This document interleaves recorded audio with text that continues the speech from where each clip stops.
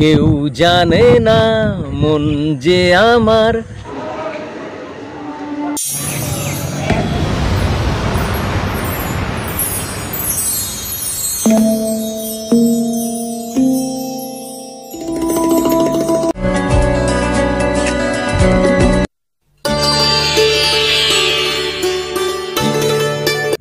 নমস্কার। আজকে আমরা যে জায়গাটা এসেছি 18 তারিখ, আজকে গুড ফ্রাইডে ছুটিতে এসেছি আমরা। এখানে যে জায়গাটা এসেছি এটা হচ্ছে ঘোষবাড়ি টাকি। তার আগের স্টেশন মধ্যমপুর। মধ্যমপুরের থেকে আমরা টোটো করে আমরা এখানে এসেছি ঘোষবাড়ি। বিরাট জায়গা, বড় জায়গা নিয়ে একদিকে প্রকৃতির খেলা, অন্যদিকে নানা রকম কেনাকাটার ব্যবস্থা আছে। ভীষণ ভাল লাগছে আমাদের। এবং আমি বারাসাত থেকে এসেছি, ট্রেনেই এসেছি, হাসনাবাদ লোকালে এসেছি। সেখান থেকে মধ্যমপুর থেকে 15 টাকা করে পার হেড আমরা টোটো ফেয়ার দিয়ে আমরা একদম ঘোষবাড়ির সামনেই নেমেছি। সেখান থেকে আমরা এই প্রকৃতি দেখছি, ঘুরছি।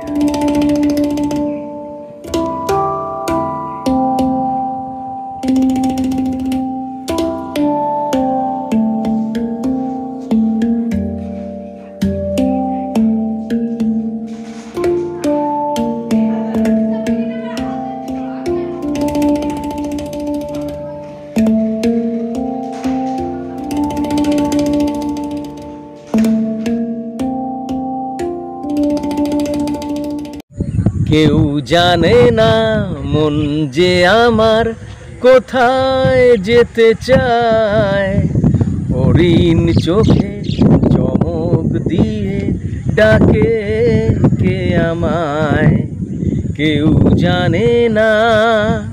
যা একটু বয়স চড়ি ফড়ি কম তো, সে কম বয়সে চড়েছি। আর এ লোক সাঁতার জানে না। আমি সাঁতারও জানি না। আচ্ছা 50 টাকা দেবো। চল চল চল চল।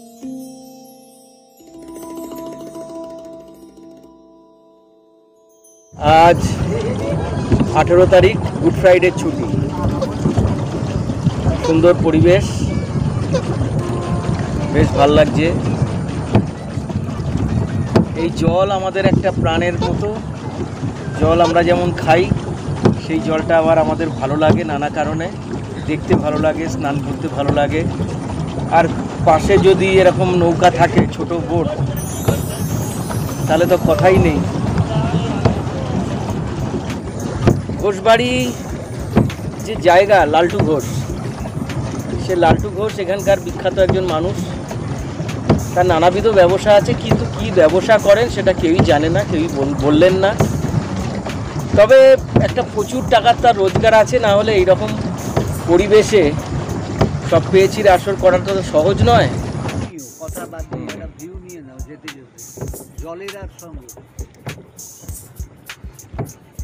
শুধু ভিউটা নাও। বাদাম, চীনা বাদাম।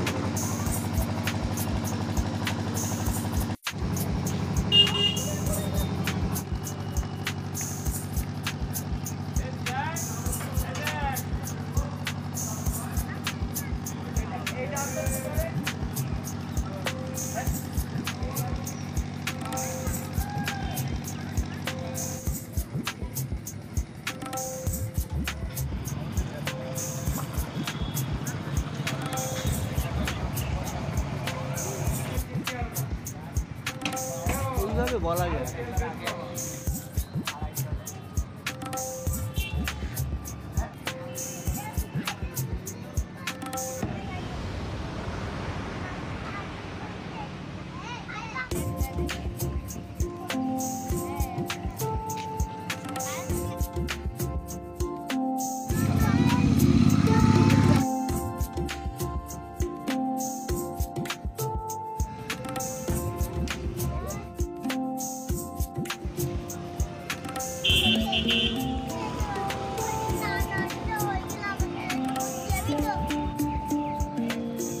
তোরা কথা বল।